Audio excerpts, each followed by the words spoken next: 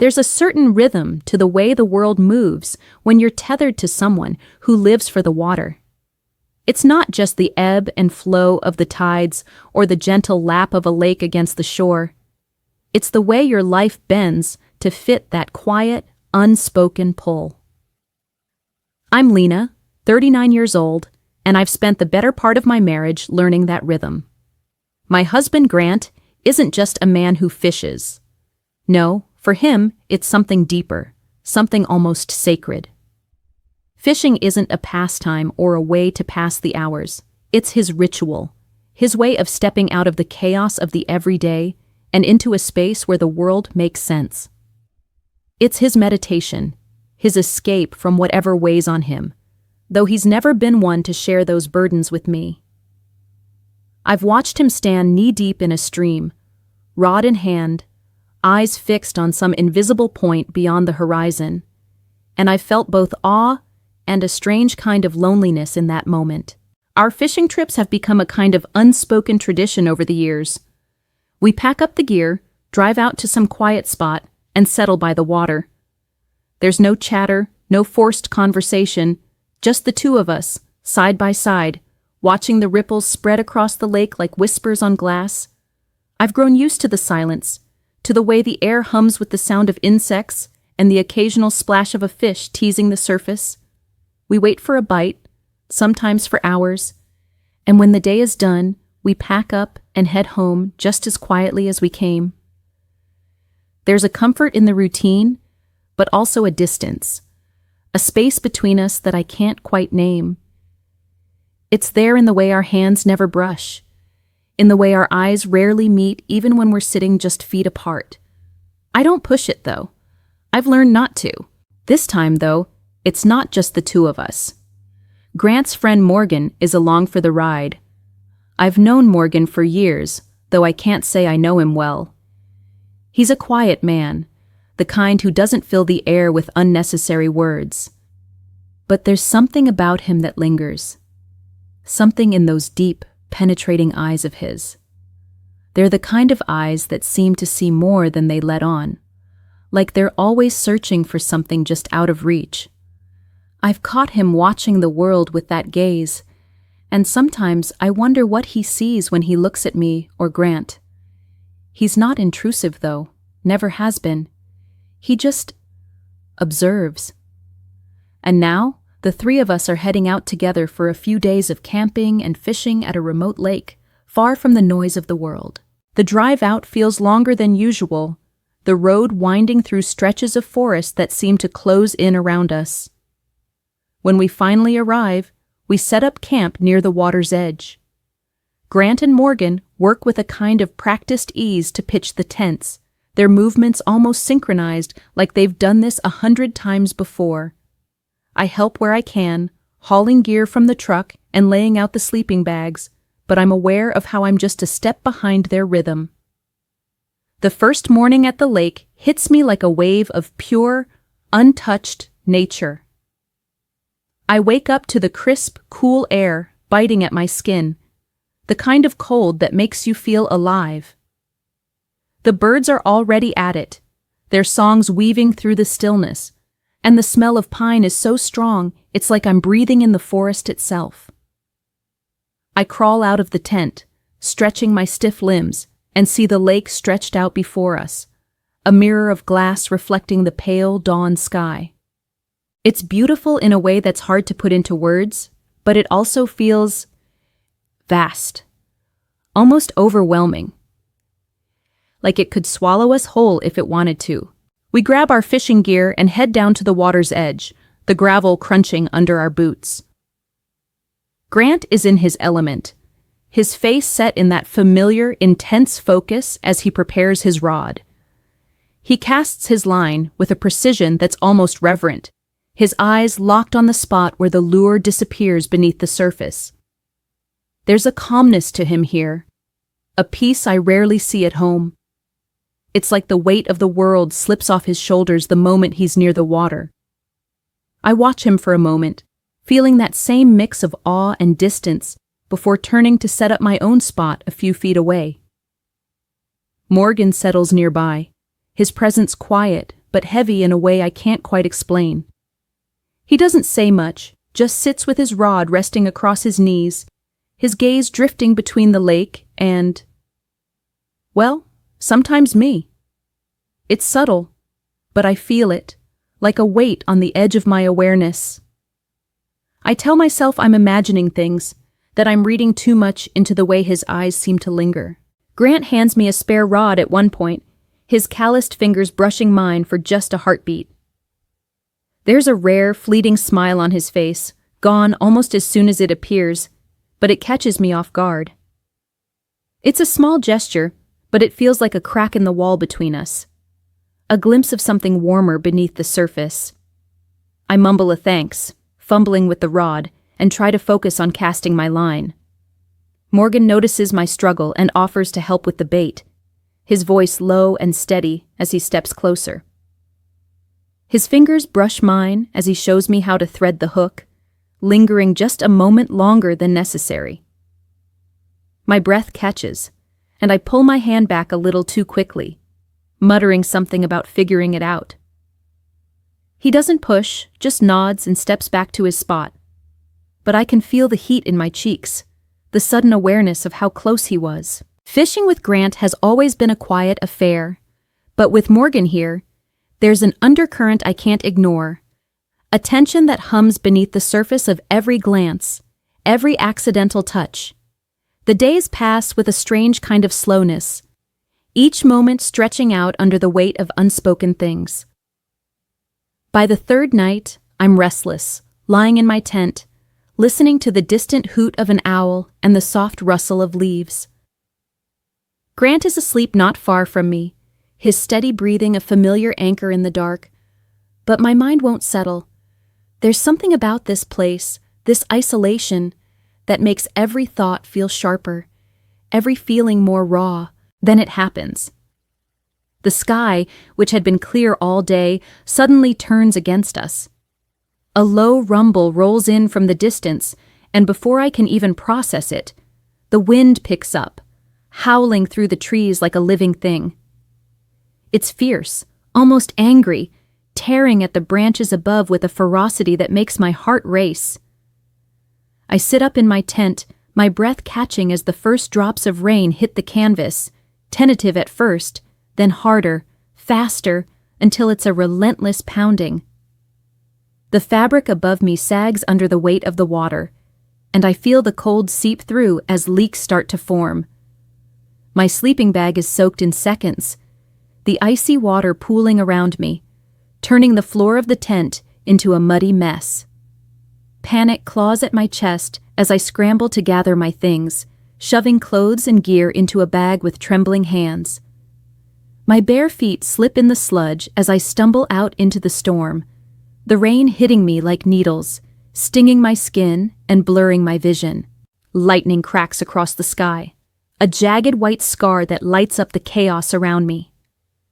The campsite is a mess, gear scattered, branches snapping under the wind's assault. I'm shivering, drenched to the bone, my teeth chattering as I try to shield my face from the downpour. That's when I see him. Morgan, standing near his tent, his silhouette stark against the flickering light of another lightning strike. He's watching me, his expression unreadable through the sheets of rain, but there's something steady in the way he stands, like he's been waiting for this moment. His voice cuts through the roar of the storm, sharp and urgent. Come to mine. It's dry. The words hang in the air, heavy with something I can't name. I hesitate, my feet rooted to the muddy ground, the cold biting into me like a living thing. Every instinct screams at me to stay put, to figure this out on my own, but the fear and the chill push me forward, one shaky step at a time, until I'm ducking under the flap of his tent. Inside, the air is warm and close, a stark contrast to the chaos just beyond the thin canvas walls.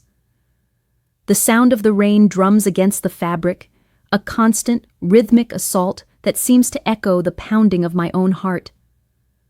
I'm dripping wet, my clothes clinging to me, and I can feel the heat of Morgan's presence as we sit side by side, the space between us shrinking with every breath. Neither of us speaks at first. The silence is thick, charged, like the air before a lightning strike. I'm hyper-aware of everything. The way my wet hair sticks to my neck. The way his shoulder brushes mine as he shifts to make room. The way his breath seems to match the tempo of the storm outside. I should say something, anything, to break this tension, but my throat feels tight, my words trapped somewhere deep inside. Then it happens. I don't know who moves first, or if it's even a conscious choice, but suddenly the distance between us is gone. His hand finds mine, his touch precise, deliberate, sending a jolt through me that I can't ignore. My body responds before my mind can catch up, leaning into him, drawn by a pull I've been fighting since the moment we got here. The lightning flashes again, casting sharp shadows across his face, and in that split second, I see something raw, something hungry in his eyes. It mirrors the storm inside me, this chaotic, unstoppable force that I wake up to the faint glow of dawn creeping through the thin fabric of Morgan's tent, the storm's fury finally spent. The air is still heavy with the scent of rain-soaked earth, and for a moment, I lie there, my body pressed against the hard ground, listening to the quiet. The relentless drumming of last night's downpour has faded to a soft, distant drip from the trees outside, but the calm outside does nothing to ease the storm raging in my chest. My mind replays every second of what happened in this tent, every touch, every whispered breath, and a strange cocktail of exhilaration and dread washes over me. It's like I've stepped off a cliff, and now I'm free-falling. No idea where I'll land, or if I'll even survive the impact. I've crossed a line I can't uncross, and the weight of that truth sits on me like a boulder, pressing down until I can hardly breathe. I turn my head slightly, careful not to make a sound.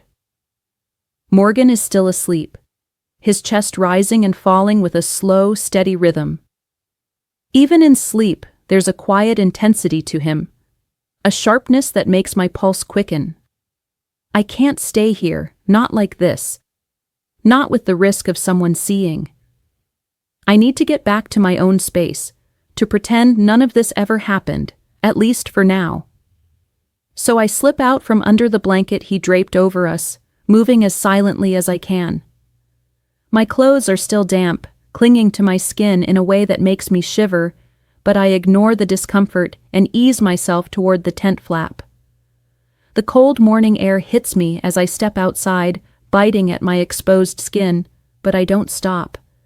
I need distance, a chance to pull myself together before facing the day. My tent is a disaster when I reach it. The storm turned the inside into a swamp, a mess of muddy water and soaked gear that's impossible to ignore. There's no way to hide where I spent the night, not with my sleeping bag still drenched and my things scattered in disarray. My heart starts to race as I kneel in the muck, frantically trying to salvage what I can. I grab a towel from my bag, rubbing at my damp hair and clothes, but it's useless. I'm a mess, inside and out, and the more I try to fix it, the more I feel like I'm unraveling. My hands tremble as I wipe at my face, trying to erase any trace of last night, but I can still feel the ghost of Morgan's touch, the heat of it lingering like a brand. I need to compose myself, to put on a mask of normalcy, but every second feels like it's slipping through my fingers. I hear movement nearby, the rustle of fabric and the low murmur of voices. Grant and Morgan are stirring, and the sound sends a jolt of panic through me. I force myself to stand, smoothing my damp shirt, as if that'll somehow make me look less guilty, less like I've just shattered everything I've built. My boots squelch in the mud as I make my way toward the campfire, where the others are already gathering to warm up. The air is thick with the smell of wet wood and smoke as someone coaxes the embers back to life. I wrap my arms around myself, trying to hide the shiver that's not just from the cold. The tension hangs over us like a fog, heavy with things none of us are saying. I can feel it in the way the silence stretches, broken only by the crackle of the fire and the occasional drip of water from the overhanging branches. I steal a glance at Grant as I settle near the fire, my hands outstretched toward the warmth. His face is hard to read, but his eyes, they're searching, lingering on me longer than usual, like he's trying to piece together a puzzle he doesn't fully understand. There's a weight in that gaze, a quiet intensity that makes my stomach twist. Does he see it? The guilt written all over me, the way I can't quite meet his eyes for more than a second before looking away? I shift uncomfortably, the heat of the fire doing little to ease the chill that settled deep in my bones. I'm sitting here, caught in this fragile moment, the fire crackling between us as the morning light creeps over the horizon, casting long, jagged shadows across the damp ground. My heart is a wild thing in my chest, pounding so hard I'm sure everyone can hear it. I keep my eyes on the flames, watching them dance and flicker, as if they hold some kind of answer, some way to undo what I've done. But there's no escaping this. No way to rewind the clock and make different choices. I'm trapped in the aftermath of my own recklessness, and the weight of it is suffocating. Then Grant's voice cuts through the silence, low and steady, like the calm before a storm. I heard everything.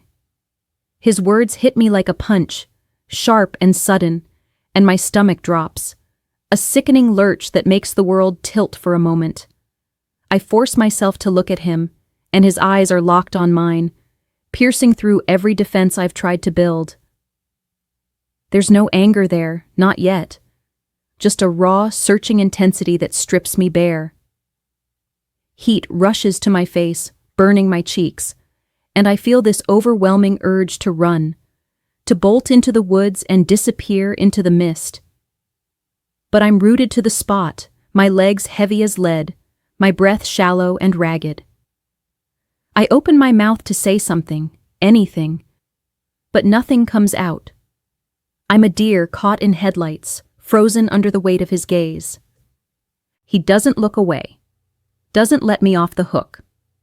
Instead, he continues, his voice still quiet, but carrying a tremor of something I can't quite name. But for the first time in years, I saw something alive in you.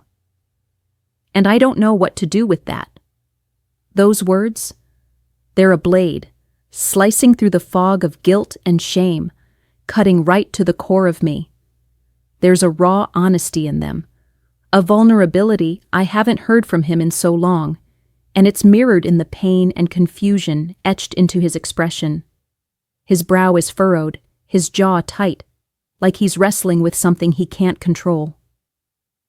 Beside me, Morgan stiffens, his posture rigid, his eyes fixed on the ground.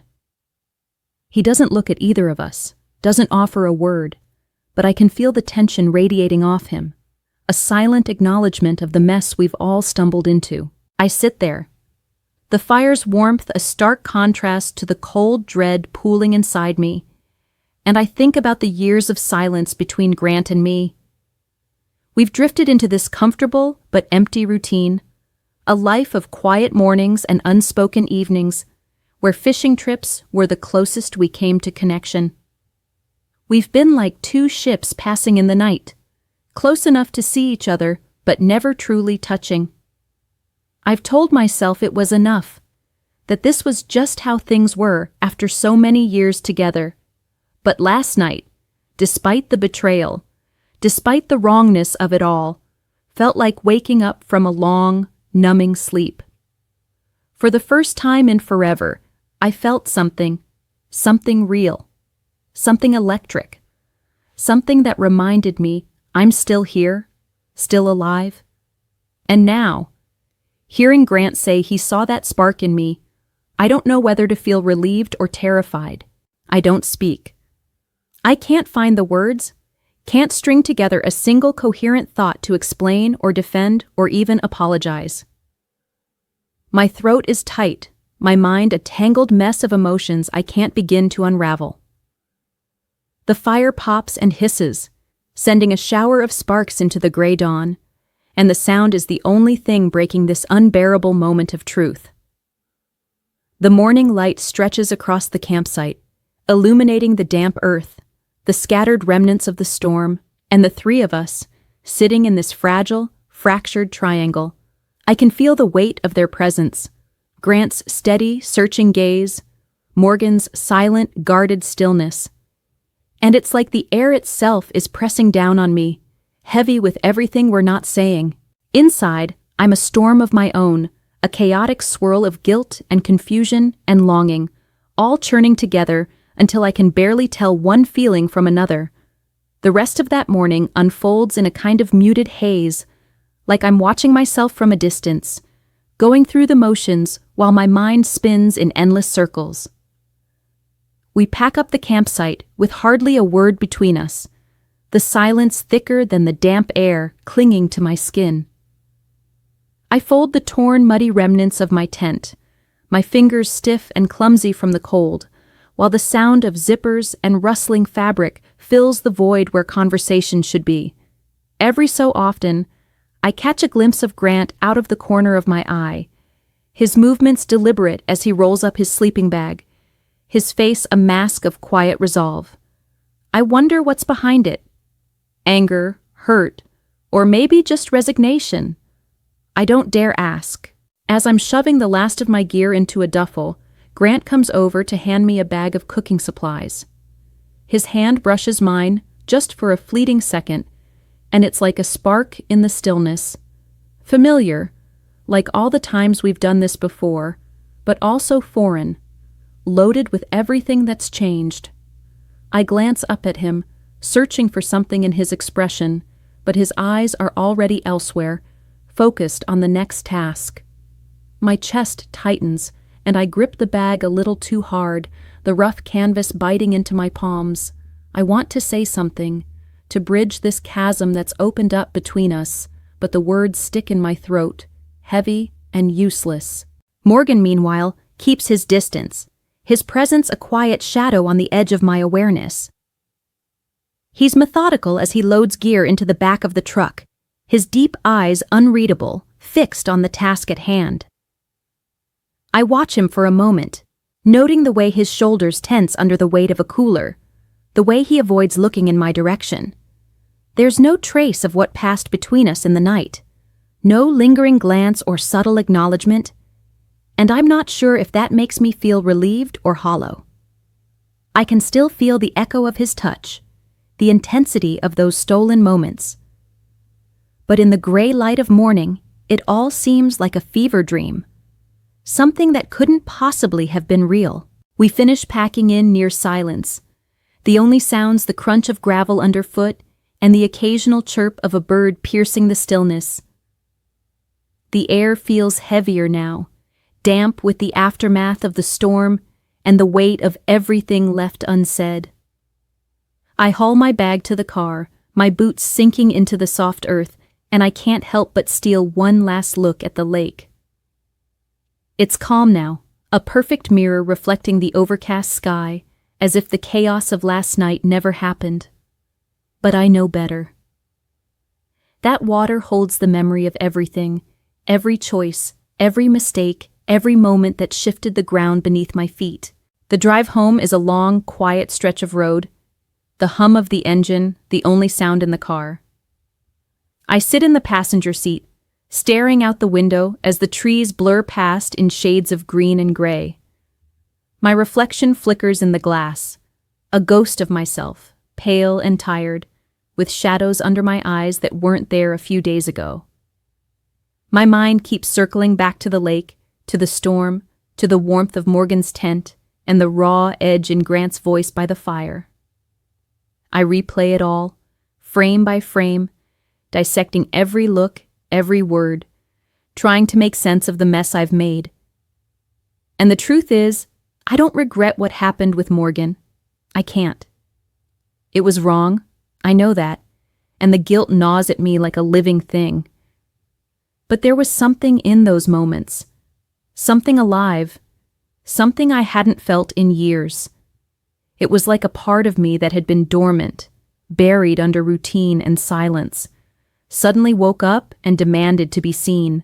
But then there's Grant.